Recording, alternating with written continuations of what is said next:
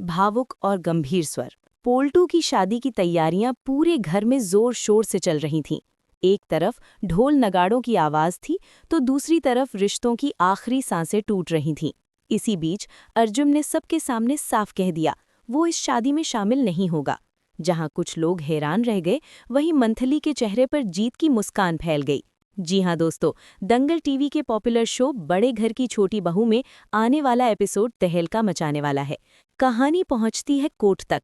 सन्नाटे से भरे कमरे में खुली होती है पोल्टू और पारुमिता के तलाक की फाइल।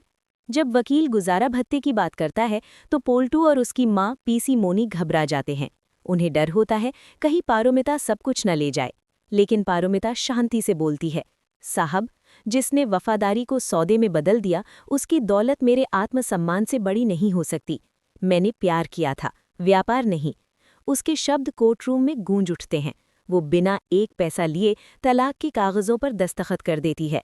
कोर्ट से बाहर निकलते ही पीसी मोनी लड्डू बांटने लगती हैं, जैसे जंग जीत ली हो।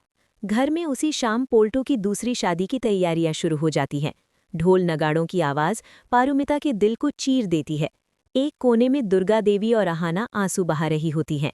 आहाना रोते हुए कहती है, दीदी, यहाँ से चली जाइए, ये सब आपकी रूह को मार देगा। लेकिन पारुमिता कहती है, नहीं, आज मैं नहीं भागूंगी। मैं देखना चाहती हूँ कि मेरे 9 साल के समर्पण के बदले वो कौन सी रानी आई है।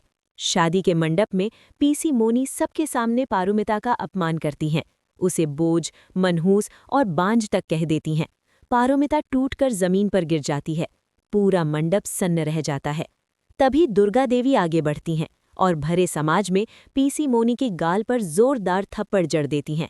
जिस आदमी ने अपनी पत्नी को ठुकराया, उसने सिर्फ एक औरत नहीं, इस घर की इज्जत भी नीलाम कर दी है। अब सवाल ये है, क्या ये थप्पड़ पोल्टू की जिंदगी बदल देगा या पारुमिता की तकदीर अब कोई नया मोड़ लेगी? जानने के लिए देखिए बड़े घर की छोटी बहू, आने वाला धमाकेदार एपिसोड।